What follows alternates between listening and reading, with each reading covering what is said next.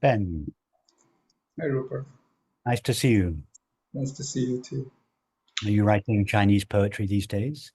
I am indeed, and my Very good. question is about that. Okay. How did I guess? So I wrote my question down just Okay. to be All right. concise. Thank you. My question is about my Chinese translation of your I Am poem. I found myself getting bolder and bolder. For instance, you and I discussed the balance of meaning and rhythm of a great poem. After the March retreat, I found that when I took certain couplets out of their original verses and regrouped them with other couplets, it unleashed their rhythmic potential in Chinese without sacrificing their meaning. Because of the inherent different rhythmic qualities of Chinese and English, it felt like a very liberating process for the translation, and it brought out a different dimension. After a mini explosion of refinements, if you just look at it aesthetically without understanding a word, there's even more symmetry, like the ancient Chinese poems. However, I know there's a certain pattern in how you construct the verses. Each verse has a theme, like a Beethoven symphony, each note has its place. Is there any principle behind that I should be aware of? Also, I noticed that you moved quite a few couplets around between the original version and the latest version. Is there a process behind the shuffling, or it's all intuitive and spontaneous? Okay. That's a beautiful question. Yes, there is a purpose. So there is perhaps not a purpose, but a reason behind the reshuffling and the reformulations. If you'd first seen the I Am poem when I first wrote it, which was in the late 90s, it was over 20 years ago. I don't know how many versions there have been, but so the reason for the reshuffling and the reformulation, Ben, is this: is that as you know, um, I'm an artist, and artists are always dissatisfied with their work. So every time I read the I Am poem, I haven't actually read it for a while now since it was published. I kind of put it away for a few years, but probably at some stage it will resurface on my desktop, or someone will draw my attention. I'll look at it again and I'll read it, and I'll get to the fourth line and I think, oh no, no, no, no, no, that's no good. No, I can say that better now. Or that no, no, that's, and I'll start rewriting it. And then an hour later, I will have taken out some verses, added some more, moved them around, and that's going to go on forever. As you know, artists are never satisfied. They're always trying to refine and refine and refine, and that process goes on forever. So don't think of my version of the I Am poem as something static. It's fluid.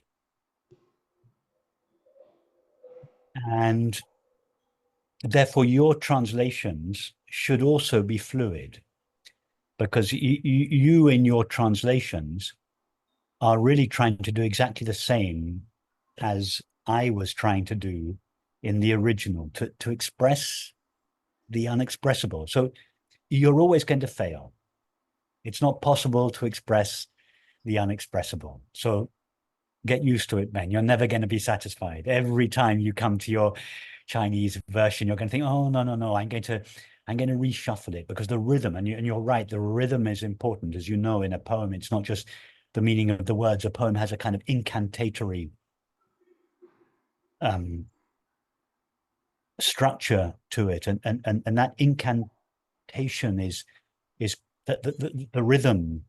It resonates with a rhythm in us. There are all sorts of rhythms in us, our breath, our heartbeat, and so the rhythm of music, of poetry, of language, resonates with the various frequencies of the rhythms within us, and they operate at that level, not just at a rational level.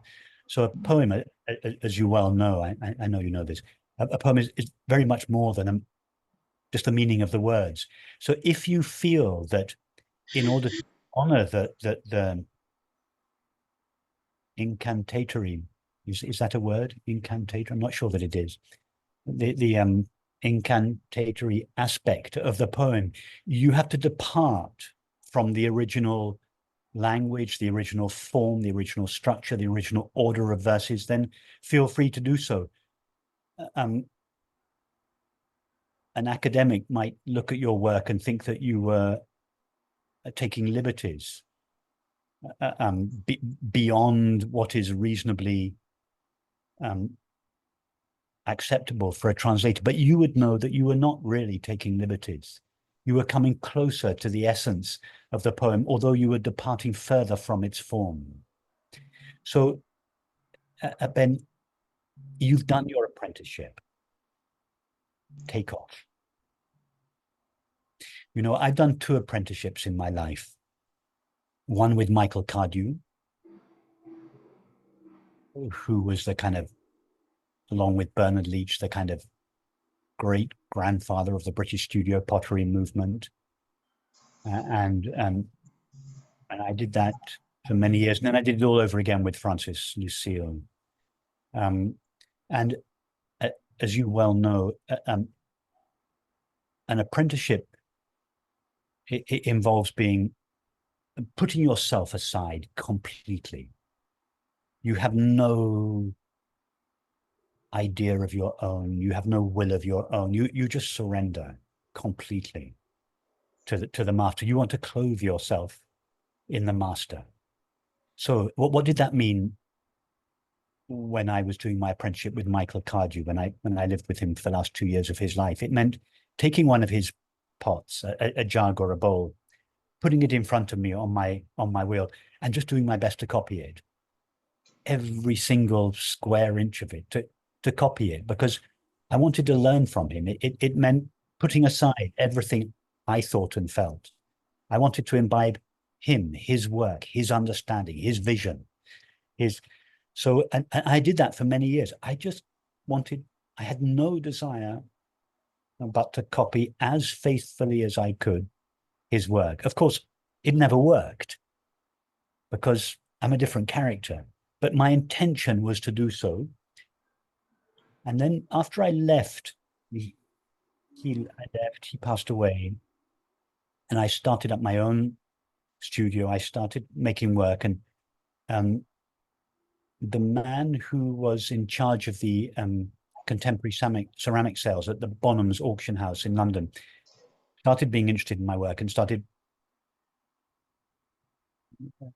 including my work in the contemporary ceramics sales. I remember he said to me once, after a couple of years, he said, "Rupert, when is your work going to stop being like Michael Cardew's?" I remember just thinking, you just don't understand. You don't understand what it means to do an apprenticeship, to surrender yourself. But over the years, without my having any intention to do so, slowly, my work became less and less like Michael's. Why? Because I'm a different character. I was always trying to do the same thing. I never thought, okay, now I'm going to express myself. Now I'm going to stop. I just carried on. I just felt my whole 30 years as a life as a potter, I just thought, I'm just making the same bowl all the time, over and over and over again. I'm just making the same bowl over the time. And without my having any intention of doing so, it changed and changed and changed and changed and changed. If you'd taken the first bowl I made when I was with Michael Cardew, and the last bowl I made, in fact, the poem bowls with the I am, 30 years later, you would not have been able to trace the lineage. But if you'd taken one bowl each year, you would have seen how the bowls had slowly changed and evolved. And in the end, I had my own language. And then I won't elaborate it, but I did the same with Francis. Exactly the same. I just surrendered myself completely. It never occurred to me to write or teach or speak. I just surrendered myself completely. I just imbibed the teaching. I drank the teaching. I breathed the teaching.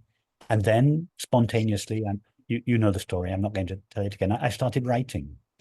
And I used many of the phrases that Francis used. And he just said, Rupert, just use anything. You don't just use anything. I just take whatever you want. And I just used his phrases, my phrases. But over the years, as you know, and those of you that have been around for a while know, the language evolved. Now it would be difficult to find. You wouldn't necessarily know the stable that I had come from because I've found my own language, not because I tried to, but just because I'm a different character from Francis. So now I feel free. I can say I'm not referring back to anything I learned. I'm just improvising in my studio on my own. I've incorporated everything I've learned, but I no longer refer to it. So you've done your apprenticeship. Forget the original poem. Forget the structure, the word. Take off. Take off. Give yourself permission. And I give you permission. It's not for me to give you permission, but I'm encouraging you. Give yourself permission to take off. Allow your Chinese version to be liberated from the original form. I know, you know, that in your heart you are loyal. You're loyal to the meaning of the poem. You're not loyal to me or to the form or to the original, but you're loyal to the meaning of the poem. But the original poem is now keeping your Chinese version. It's too small. It's a straitjacket. Just take off. Start improvising. And then if you need the form, you can always go back to it. You can always refer back to it. And probably to begin with, there'll be a bit of back and forth, but be free, take off. You've done your apprenticeship. I'm very touched by your words, Rupert. I feel like um, I just recently re-listened to your conversation with Henry Schuckman, Oh, and yes, yes, uh, and um, and I heard everything you just described your original apprenticeship, yeah, and it resonated deeply with me. I felt like I've, you said you gave yourself to a impersonal, universal process, and that's how I feel. yes, So now I understand what you say about take off. My feeling at the time when I said I got bolder and bolder, um, before, when in doubt, I always erred on the side of caution. But now I feel a bit reckless. but Ben, that's perfect. I understand exactly what you mean. I always erred on the side of caution. I did the same, both with Michael and with Francis. If I ever was not sure, I would go back to the mast. I would go Yeah, back to the because I knew that was true. But you get bolder. You as you exactly as you say, you get bold, you get more confident. You know in your heart you're coming from the right place. But then you're not me. You have a yeah. different conditioning. You're Chinese for a start, not English. So, and there are many other differences between our characters. And now having served your apprenticeship, having been loyal to the truth it, in the poem, just give yourself freedom. You don't have to try to do it, and I know you're not trying to do it. Just give yourself permission every time you sit down to write again. Just say to yourself, be bold, be free, just and always aim to to make them the perfect Chinese poem, the perfect Chinese rendition of I am, in the knowledge that you never will. And I hope you'll still be writing your poem in 20 years' time. I hope so too. And I hope that if someone were ever to translate it, in fact, this would be very interesting. If someone, maybe you or someone else, were to translate it back into English, it would bear little or no resemblance to my original. It'll be unique to their character. Yeah, no, I mean, if they were to translate your Chinese version back Yes. into English, they wouldn't be able to trace it back to my original. Of course, if you were to trace the process year by year, you would see how one formulation grew into the other, then grew into the next. You'd be able to trace back the lineage. But just as one who comes to these meetings for the first time would not necessarily be able to trace back my lineage to Francis or the Shankaracharya or Ramana Maharshi, those who know those expressions will understand that we're coming from the same place. And likewise, the same, that those who saw my last bowls would not necessarily have been able to trace my lineage back to Michael Cardew. But those that have known me since I was 20 years old will have watched how my form evolved, and they will realize that even in the latter years, I was loyal. Even now, I am loyal to my teachers, to Francis, to the Shankaracharya, to Dr. Rose, to Ramana Maharshi, to Atmananda. I'm loyal to Ananda Mayama. I'm loyal. I'm profoundly loyal. But I've taken off. Take off, Ben. Take off. Thank you. Thank you. I love you, Rupert. I love you too, Ben. Good to see you.